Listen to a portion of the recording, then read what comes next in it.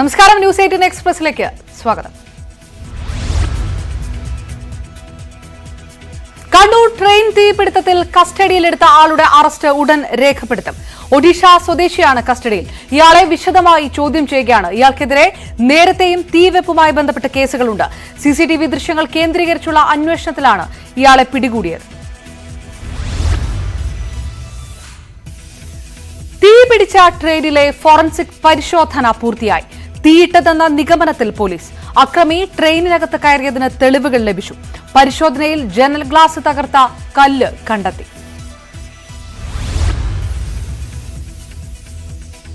എലത്തൂരിൽ Shahrukh സേഫി തീയിട്ട Alappuzha Kannur executive ട്രെയിനിലെ ബോഗിയാണ് പൂർണ്ണമായും കത്തിനശിച്ചത്. പിടിയിലായ ആൾക്ക് ഷാരൂഖ് സേഫിയുമായി ബന്ധമുണ്ടോ എന്ന് അന്വേഷണ സംഘം പരിശോധിക്കും. എലത്തൂർ ട്രെയിൻ തീവെപ്പ് കേസുമായി കണ്ണൂർ തീപിടുത്തത്തിന് ബന്ധമുണ്ടോ എന്ന് പരിശോധിക്കുകയാണ് NIA അടക്കമുള്ള അന്വേഷണ ഏജൻസികൾ. കൊച്ചി NIA യൂണിറ്റിൽ നിന്നുള്ള ഉദ്യോഗസ്ഥർ വൈകിട്ടോടെ കണ്ണൂരിലെത്തും. അടിയന്തര റിപ്പോർട്ട് കൈമാറാൻ NIA IG നിർദ്ദേശം നൽകി. സംഭവത്തിൽ ഭീകരബന്ധവും പരിശോധനയിലുണ്ട്.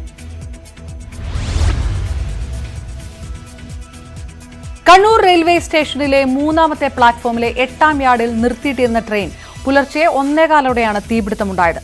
തീപിടിക്കുന്നത് ആദ്യം കണ്ട പോർട്ടർമാർ വിവരം ഫയർഫോഴ്സിനെ അറിയിച്ചു. ബോഗിയുടെ ഇരുവശങ്ങളിലും തീ പടർന്നതോടെ 3/4 മണിക്കൂറിന് ശേഷമാണ് തീയണയ്ക്കാൻ കഴിഞ്ഞത്.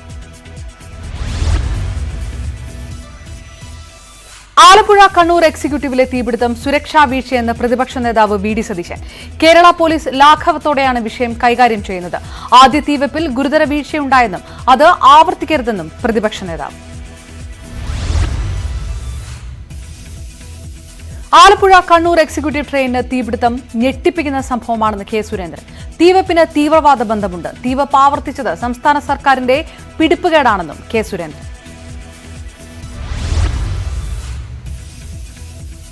സംസ്ഥാനത്ത് പുതിയ അധ്യയന വർഷത്തിന് തുടക്കമായി. സംസ്ഥാനതല പ്രവേശനോത്സവം തിരുവനന്തപുരത്ത് മുഖ്യമന്ത്രി ഉദ്ഘാടനം ചെയ്തു. മലയൻകീഴ് സ്കൂളിലാണ് സംസ്ഥാനതല ഉദ്ഘാടനം നടന്നത്. 210 ദിവസങ്ങൾ ഉൾപ്പെടുത്തി ഈ അധ്യയന വർഷത്തെ അക്കാദമിക് കലണ്ടറും പുറത്തിറക്കി.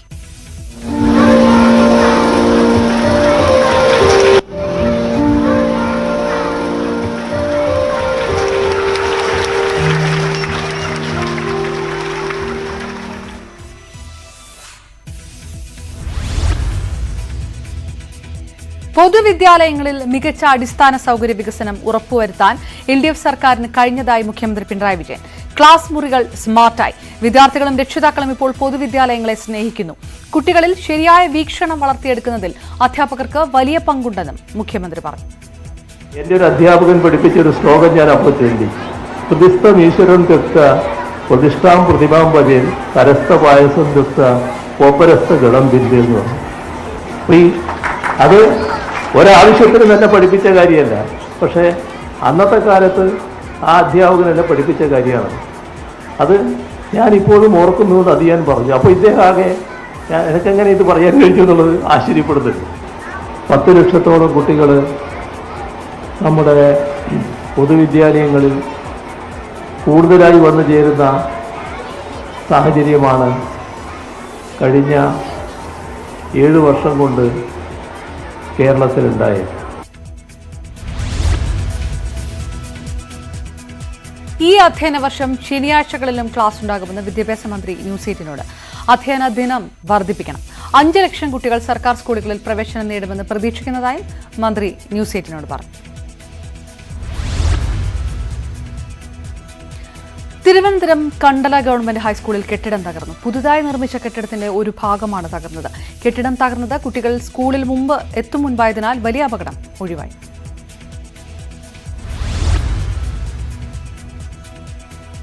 മണിപ്പൂർ സംഘർഷത്തിൽ ജുഡീഷ്യൽ അന്വേഷണം നടത്തുമെന്ന് കേന്ദ്ര ആഭ്യന്തരമന്ത്രി അമിത്ഷാ. വിവിധ വിഭാഗങ്ങളുമായി തുടർ ചർച്ച നടത്തി സമാധാനം ഉറപ്പാക്കാനായി ഗവർണറുടെ നേതൃത്വത്തിൽ സമാധാന സമിതി രൂപീകരിക്കും. വിവിധ ഏജൻസികളെ സംയോജിപ്പിച്ച് യൂണിഫൈഡ് കമാൻഡ് രൂപീകരിക്കുമെന്നും ആഭ്യന്തരമന്ത്രി പറഞ്ഞു.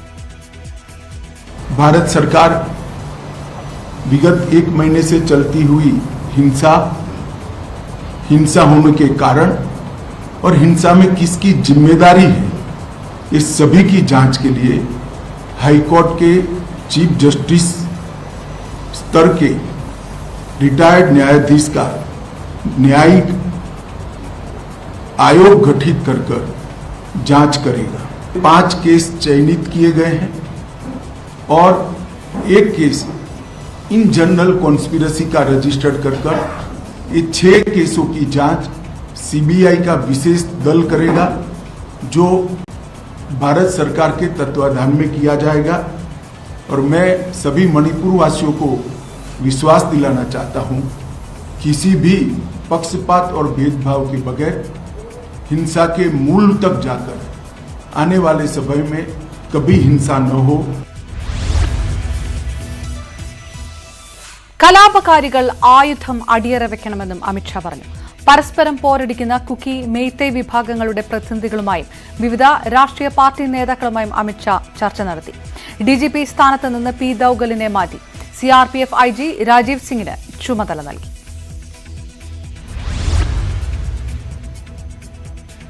വയനാട് പുൽപ്പള്ളി വായ്പാ തട്ടിപ്പ് കേസിൽ അറസ്റ്റിലായ കെപിസിസി ജനറൽ സെക്രട്ടറി കെ എബ്രഹാമിനെ റിമാൻഡ് ചെയ്തു.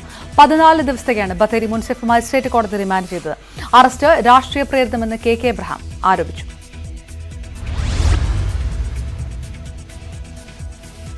സ്വകാര്യ ബസ് ഉടമകൾക്ക് തിരിച്ചടി. 140 കിലോമീറ്റർ മുകളിലുള്ള പെർമിറ്റുകൾ ഏറ്റെടുക്കാനുള്ള കെഎസ്ആർടിസി തീരുമാനത്തിൽ ഇടപെടാതെ ഹൈക്കോടതി. തീരുമാനത്തിന് സ്റ്റേ വേണമെന്ന ബസ് ഉടമകളുടെ ആവശ്യം അംഗീകരിച്ചില്ല. ഹർജി ഫയലിൽ സ്വീകരിച്ച കോടതി കെഎസ്ആർടിസിക്ക് നോട്ടീസ് അയച്ചു. 1 മാസത്തിനുള്ളിൽ മറുപടി നൽകണമെന്നാണ് നിർദ്ദേശം.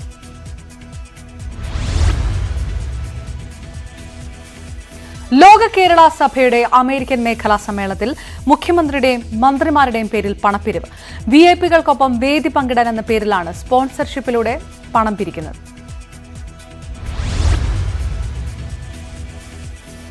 ഗോൾഡ്, സിൽവർ, ബ്രോൺസ് വിഭാഗങ്ങളിലാണ് പാസുകൾ. ഗോൾഡിന് $1 ലക്ഷം, അതായത് 82 ലക്ഷം ഇന്ത്യൻ രൂപ. സിൽവറിന് $1.5 ലക്ഷം, ബ്രോൺസിന് $25,000 എന്നിങ്ങനെയാണ് നിരക്ക്. ഗോൾഡൻ പാസ് എടുക്കുന്നവർക്ക് 3 ദിവസത്തേക്ക് 2 സ്യൂട്ട് റൂമും ഭക്ഷണവും കേരളത്തിൽ നിന്നുള്ള വിഐപികൾക്കൊപ്പം ഡിന്നർ കഴിക്കാനുള്ള അവസരവുമാണ് വാഗ്ദാനം.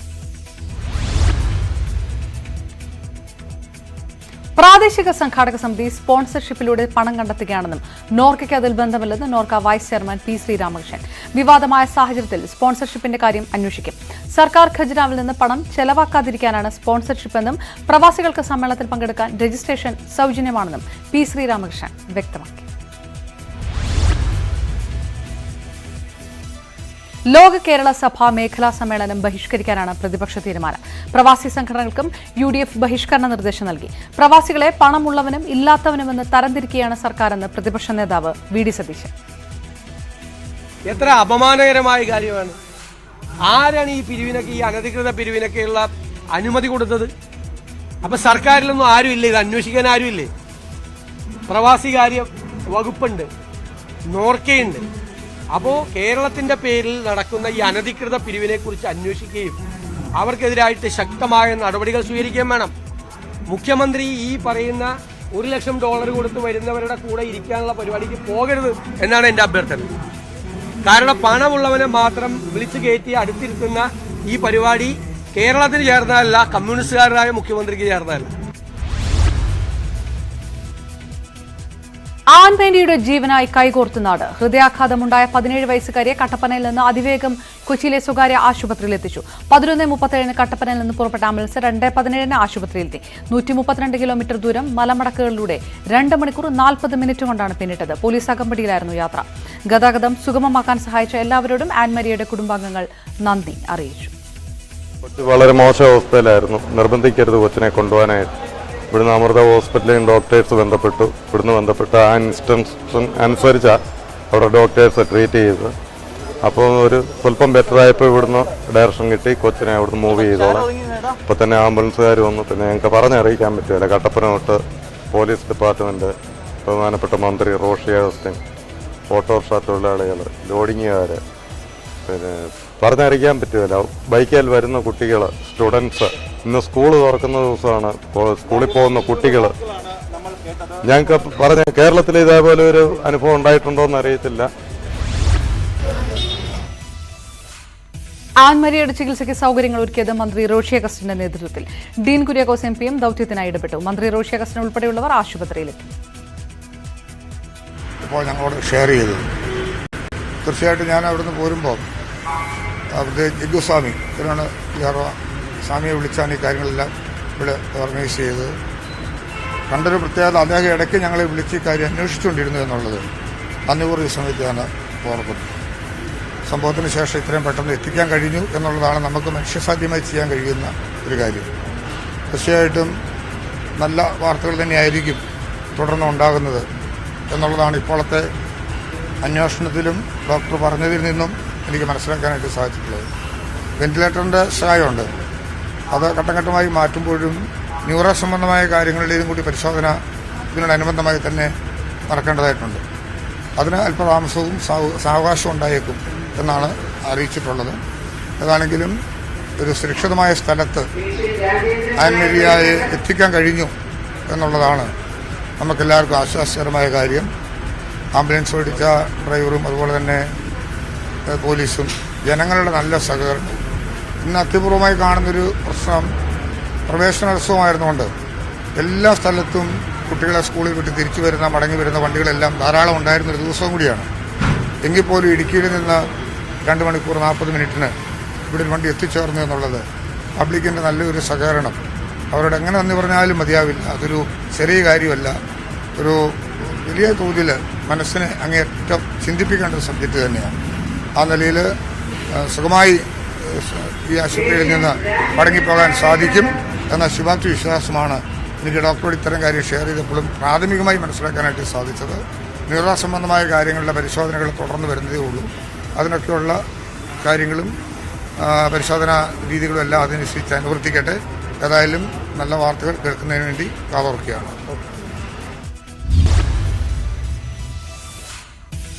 സംസ്ഥാനത്ത് ഇന്നു മുതൽ 1 മാസത്തേക്ക് വൈദ്യുതി നിരക്ക് യൂണിറ്റിന് 19 പൈസ കൂടും. ഉപഭോക്താക്കളിൽ നിന്ന് യൂണിറ്റിന് 10 പൈസ സർചാർജ് ഈടാക്കാൻ KSEB തീരുമാനിച്ചതോടെയാണ് വർധന.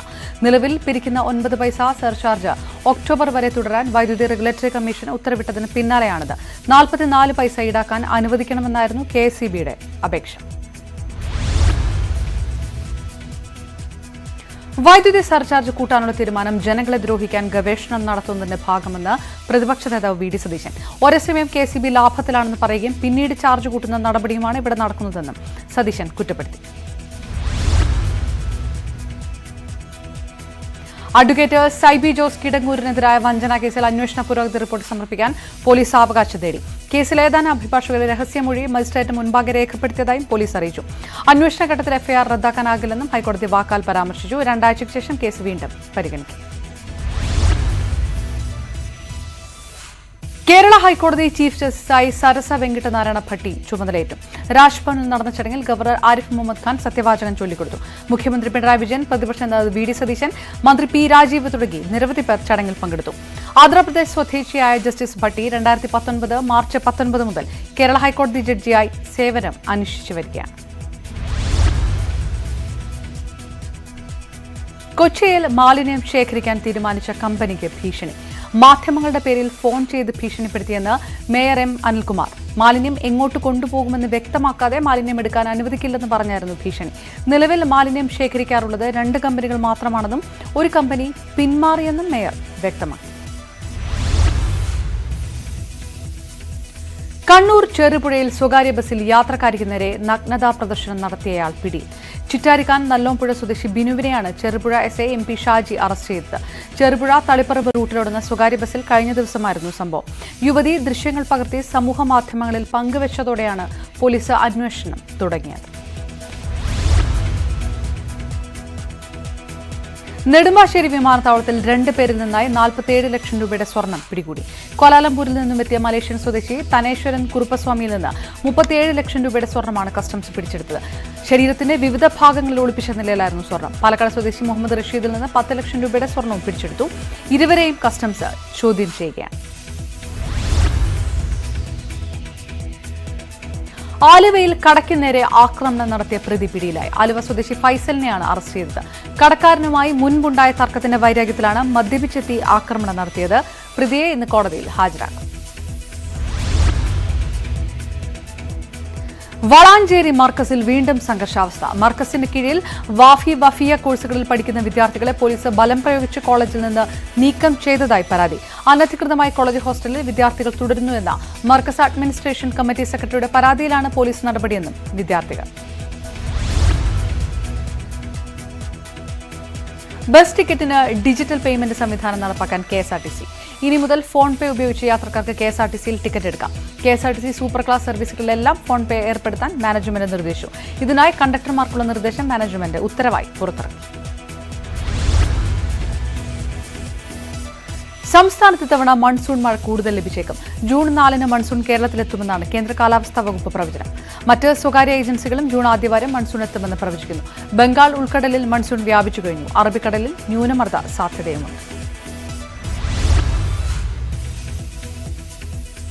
മഴക്കാലം നേരിടാനുള്ള മുന്നൊരുക്കം പൂർത്തിയാക്കി ദുരന്ത നിവാരണ അതോറിറ്റി. പ്രവചനാതീതമാകും ഇത്തവണ മൺസൂൺ മാറ്റമെന്നാണ് വിലയിരുത്തൽ. ദുരന്ത നിവാരണത്തിനായുള്ള ഓറഞ്ച് ബുക്ക് ഉടൻ പ്രസിദ്ധീകരിക്കും.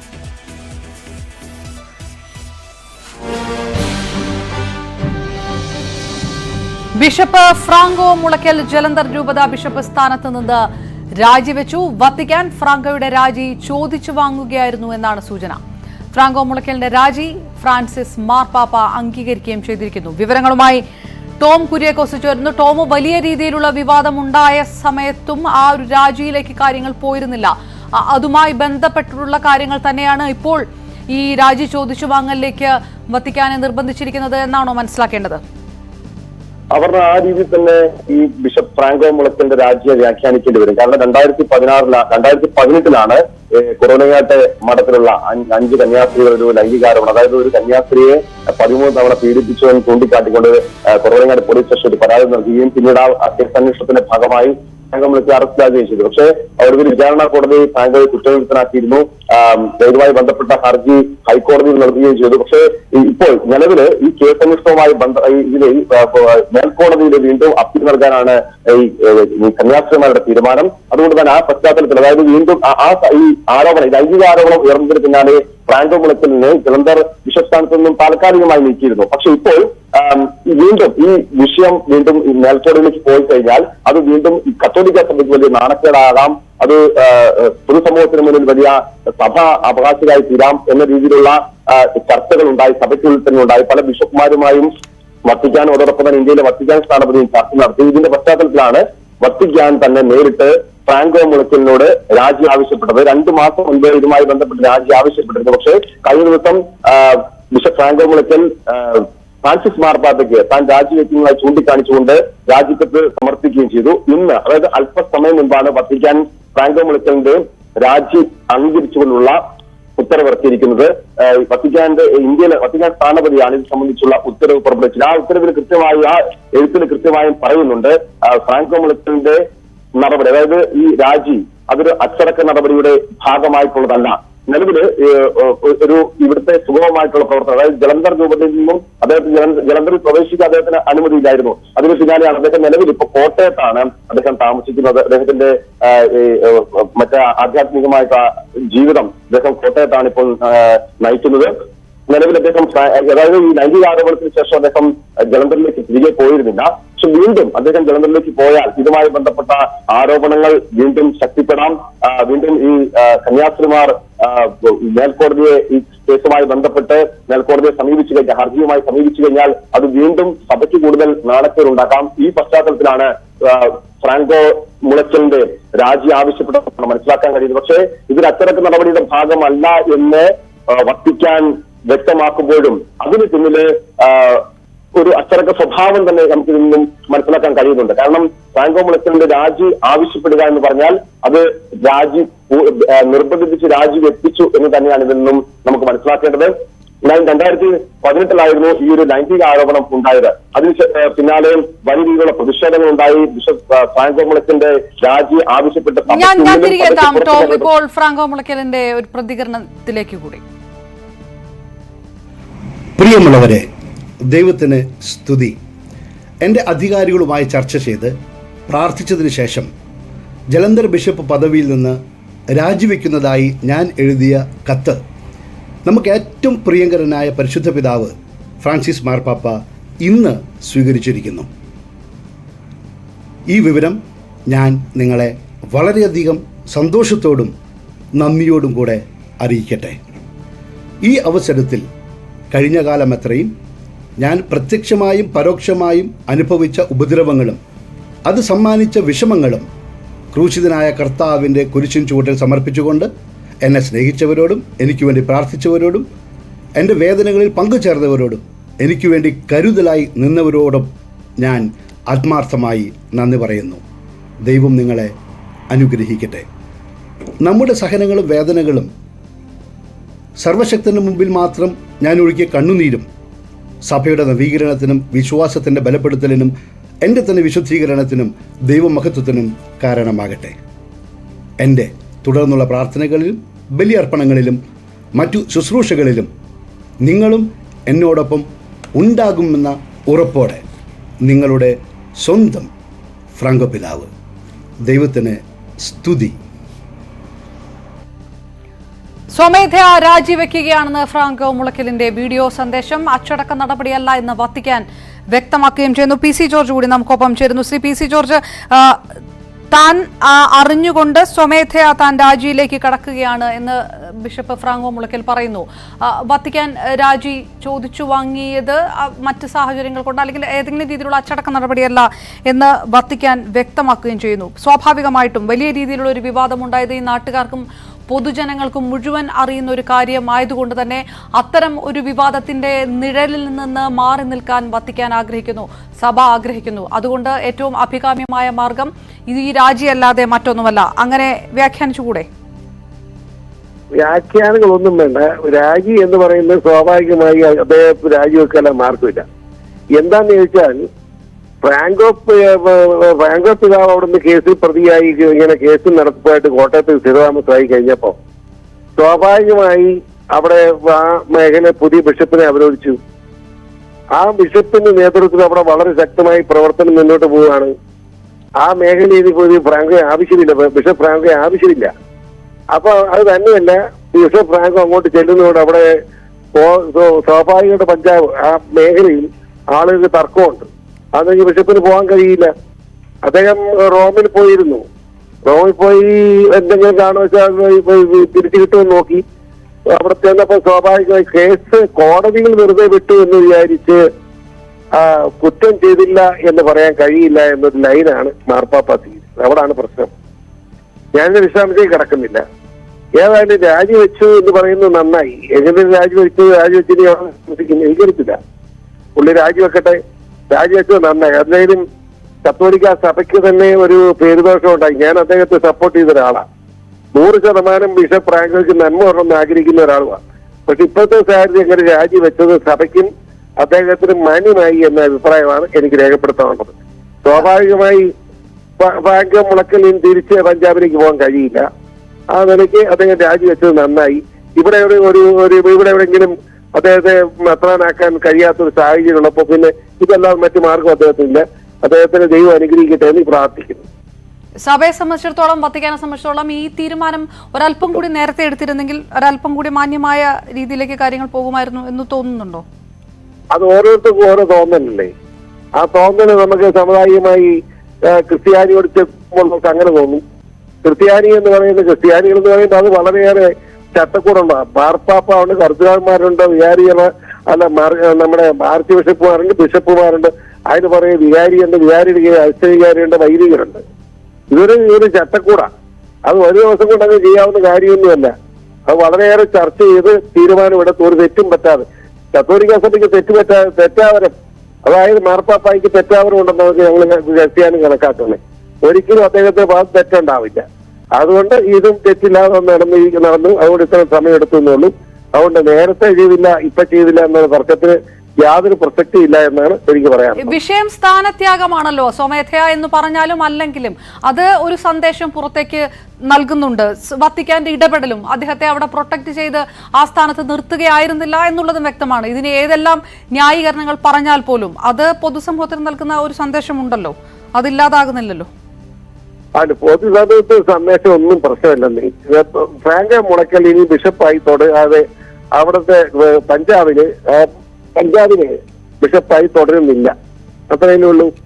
അതിനുള്ള കുഴപ്പം പൊക്കോട്ട് വിട്ടു ഒരു കാരണവശാലും അവിടെ ബിഷപ്പായി തുടരാൻ പറ്റില്ല. അവിടെ വേറെ ബിഷപ്പുണ്ട്, പിന്നെ വേറെ പോസ്റ്റ് ഇല്ലതാണ്. അപ്പൊ പിന്നെ ബിഷപ്പ് എന്ന് പറഞ്ഞ് നടന്നിട്ട് കാര്യമില്ലല്ലോ. അതുകൊണ്ട് അദ്ദേഹത്തെ ആ സ്ഥാനത്ത് രാജിവെച്ച് അദ്ദേഹത്തിന് മാന്യതയായി എന്ന എന്റെ അഭിപ്രായം. ഒറ്റ കാര്യം കൂടെ, സഭാ വൈദിക ജീവിതത്തിൽ മറ്റേതെങ്കിലും ഒരു സ്ഥലത്തേക്ക് അദ്ദേഹത്തെ പ്ലേസ് ചെയ്യാനുള്ള സാധ്യതയുണ്ടോ ഇനി? ഇനി അതിനൊരു സാധ്യതയില്ല. അങ്ങനെ ഒരു മെത്രാനായിട്ട് ഇതിനോട് അതേ രാജിവെച്ച് കഴിഞ്ഞാൽ പിന്നെ ക്വസ്റ്റ്യൻ ഉദിക്കുന്നില്ലല്ലോ. രാജിവെച്ചില്ലെങ്കിൽ ഇപ്പോൾ അതിന് സാധ്യതയില്ലാത്ത പിന്നെ രാജിവെച്ച ആളെ പിന്നെ നിയമിക്കുന്ന പ്രശ്നമുണ്ടോ?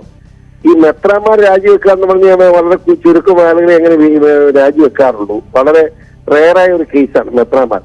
ഒരു കൈവെപ്പ് കൊടുത്ത് മെത്രാനാക്കി കഴിഞ്ഞാൽ പിന്നെ ആ സ്ഥാനം ഒരിക്കലും നഷ്ടപ്പെടുന്നില്ല. അതുകൊണ്ട് ബിഷപ്പ് ഫ്രാങ്കോ ബിഷപ്പായിട്ട് തന്നെ ബിഷപ്പാണ്, അതിന് മാറ്റമൊന്നുമില്ല. പക്ഷേ സ്ഥാനം കാണില്ല എന്നുള്ളതാണ് പ്രത്യേകത. ഈ വിഷയം സഭയുടെ മുന്നിലുണ്ട്. സഭ ഇപ്പൊ ഈ മറ്റു കോടതികൾ എന്ത് പറഞ്ഞാലും സഭയുടെ മുന്നിൽ ഈ വിഷയം വന്നിട്ടുണ്ട്. സഭയ്ക്ക് ഇതിനകത്ത് കൃത്യമായിട്ടൊരു നിലപാടുണ്ട്, വത്തിക്കാൻ ഇതിനകത്തൊരു കൃത്യമായിട്ടുള്ള നിലപാടുണ്ട് എന്ന് ഉള്ള ഒരു തോന്നൽ അത് കേൾക്കുന്നവർക്ക്, വാർത്ത അറിയുന്നവർക്കും പൊതുജനങ്ങൾക്കും ഉണ്ടാകുമല്ലോ. അതിനെക്കുറിച്ചാണ് നേരത്തെ ചോദിച്ചത്. സ്വാഭാവികമായി അതായത് ഞാൻ പറഞ്ഞല്ലോ, ഒരു ബിഷപ്പായിട്ട് ഇരിക്കുന്ന ഒരാളുടെ പേരിൽ ഇങ്ങനെ ഒരു ആരോപണം ഉണ്ടാകാൻ പാടില്ല. അത് വളരെ ശ്രദ്ധിക്കേണ്ടതാണ്. മനസ്സിലായില്ലേ? ആ പ്രശ്നമാണ് ഇവിടെ ഉള്ളത്. ബിഷപ്പ് തെറ്റ് ചെയ്തോ ഇല്ലയോ എന്നതിന് അതീതമായി, തെറ്റ് ചെയ്താലും ചെയ്തില്ലെങ്കിലും ഇങ്ങനെ ഒരു ആരോപണം ഒരു ബിഷപ്പിന്റെ പേരിൽ ഉണ്ടാകാൻ പാടില്ല. അത് സഭയെ സംബന്ധിച്ചിടത്തോളം വളരെയേറെ പ്രശ്നം ഉണ്ടാക്കുന്നതാണ്. അതുകൊണ്ട് ഫ്രാങ്കോ മുളയ്ക്കൽ എന്ന് പറയുന്ന അദ്ദേഹം സഭയിലെ ബിഷപ്പായി തുടരുന്നത് ശരിയല്ല, അവർ സ്ഥാനത്തെത്തുന്നത് ശരിയല്ല എന്നൊരു തീരുമാനം എടുത്തിരിക്കുന്നുള്ളതുകൊണ്ടും അതാണ് ശരി. അതിനെ കുറ്റം പറയണ്ട. ഓക്കെ, വളരെ നന്ദി. ശ്രീ PC ജോർജാണ് പ്രതികരിച്ചത്. ഫ്രാങ്കോ മുളയ്ക്കൽ താൻ രാജിവെക്കുകയാണ്, സ്വമേധയാ രാജിവെക്കുകയാണെന്ന് അദ്ദേഹത്തിന് വീഡിയോ സന്ദേശം. പക്ഷേ വത്തിക്കാൻ ഫ്രാങ്കോയുടെ രാജി ചോദിച്ച് വാങ്ങുകയായിരുന്നു എന്നാണ് സൂചന. ടോം കുര്യാക്കോസാണ് വിവരങ്ങൾ നൽകിയത്. ഈ വാർത്താ ബുള്ളറ്റിൻ പൂർണ്ണമാകും. നമസ്കാരം.